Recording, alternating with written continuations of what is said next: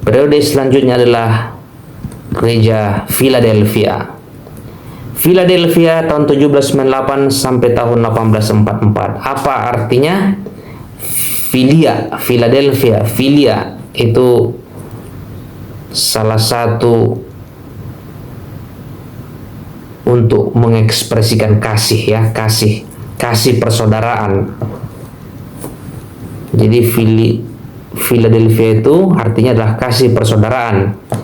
Inilah masa ketika misi dunia dimulai. Carey pergi ke India tahun 1793, Morrison ke Cina tahun 1807, Moffat ke Afrika tahun 1817, British Bible Society tahun 1804, American Bible Society 1816. Firman Tuhan disiarkan ke seluruh dunia. Wahyu 3, 7, dan 8. Tulislah kepada malaikat jemaat di Philadelphia, inilah firman dari yang kudus, yang benar, yang megang kunci Daud. Apabila ia membuka, tidak ada yang dapat menutup. Apabila ia menutup, tidak ada yang dapat membuka.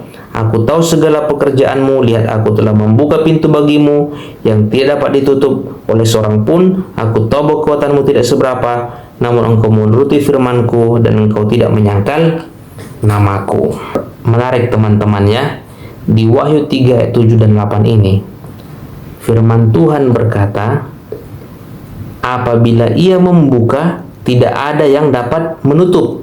Apabila ia menutup, tidak ada yang dapat membuka. Jadi di zaman Philadelphia ini ada yang pintu yang terbuka dan ada pintu yang tertutup.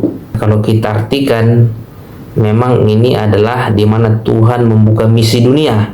Periode 1798 sampai 1844 ini periode di mana misi-misi dunia mulai dilaksanakan.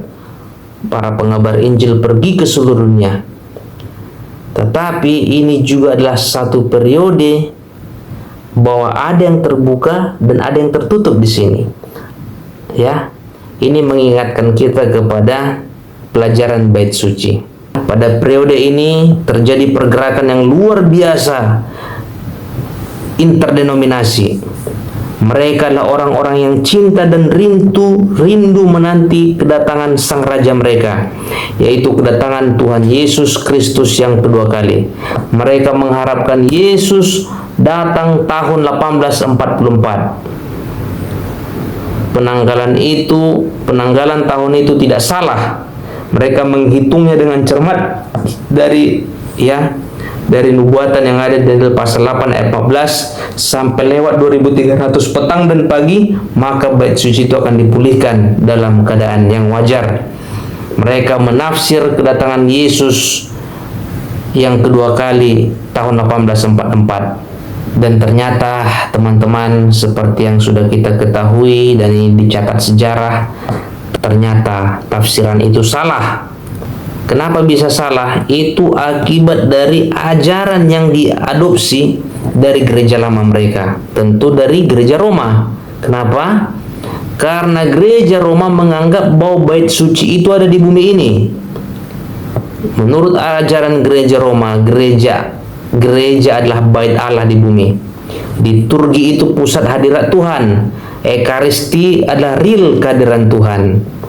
Jadi konsep ini sudah mendarah daging, dibawa ke dalam gereja Protestan, dan inilah yang dipercaya oleh orang-orang Protestan tahun 1844. Mereka menafsirkan bahwa akhir dari 2300 petang dan pagi itu, di mana Tuhan akan menyucikan bait suci, mereka tafsirkan sebagai kedatangan Yesus yang kedua kali ke dunia ini.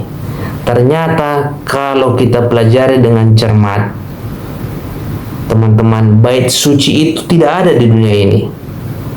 Ya, semenjak kematian Yesus di atas kayu salib, ada satu peristiwa yang dicatat oleh firman Tuhan. Maka terbelahlah tirai bait suci itu dari atas ke bawah, bukan dari bawah ke atas, dari atas ke bawah. Artinya Tuhan sendiri sudah mengoyakkan dan menyatakan sistem upacara bait suci tidak berlaku lagi, karena korban yang sesungguhnya sudah digenapi oleh kematian anak domba Allah, kematian Tuhan kita Yesus Kristus. Tapi ajaran yang salah ini masih diadopsi oleh orang Kristen, dan ketika tahun 1844 menyangka itu adalah peristiwa di mana Yesus datang ke dunia ini untuk membersihkan bait sucinya atau membersihkan gerejanya. Mereka tafsirkan sebagai kedatangan Yesus yang kedua kali. Ya, kalau kita mau baca teman-temannya, itu boleh teman-teman baca di Ibrani pasal 4, Ibrani 8, Ibrani 9, Ibrani 11, 12, bahwa Tuhan memiliki bait suci di sorga, dan Yesus Kristus adalah imam besar kita. Jadi pada tahun 1844 Yesus tidak datang ke dunia ini, tetapi dia melayani di tempat yang baru, dari bilik yang suci ke bilik yang maha suci. Itulah yang dikatakan oleh firman Tuhan, apabila ia menutup apabila ia membuka, tidak ada yang dapat menutup. Apabila ia menutup, tidak ada yang dapat membuka. Pada periode inilah, ya, pelayanan di bait suci, pelayanan harian ditutup, dan pelayanan yang baru dibuka, yaitu di bilik yang maha suci. Ya, saya juga menyadarkan saya, mengingatkan saya, dan juga mengajak teman-teman yang menyaksikan sharing pada malam hari ini. Ya, saat ini Tuhan kita Yesus Kristus sedang berdiri sebagai imam besar kita di bilik yang maha suci. Ini adalah sesi pelayanannya yang terakhir sebelum kedatangannya yang kedua kali. Sebagaimana imam besar pada zaman dahulu kala melakukan hari raya Grafirat atau Yom Kippur, pelayanan satu kali dalam setahun, semua orang-orang Israel berdiri di keliling perkemahan itu untuk mengakui dosa-dosa mereka, merendahkan dirinya. Kira-kira apakah masih ada satu dosa yang masih kupelihara yang belum kuakui di hadapan Tuhan? Teman-temanku, sekaranglah waktunya.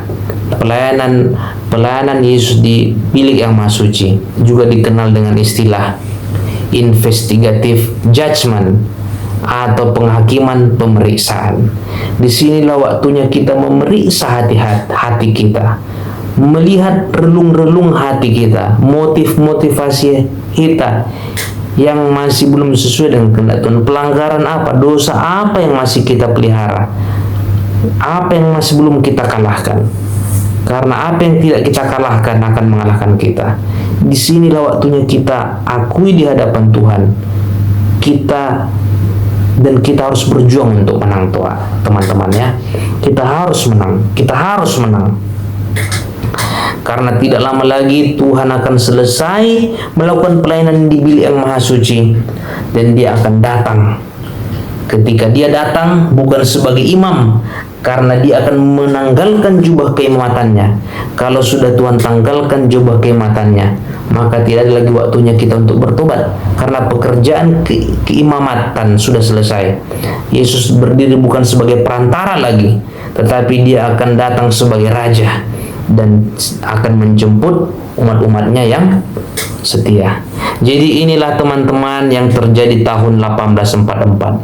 Peristiwa tahun 1798 sampai 1844, ya.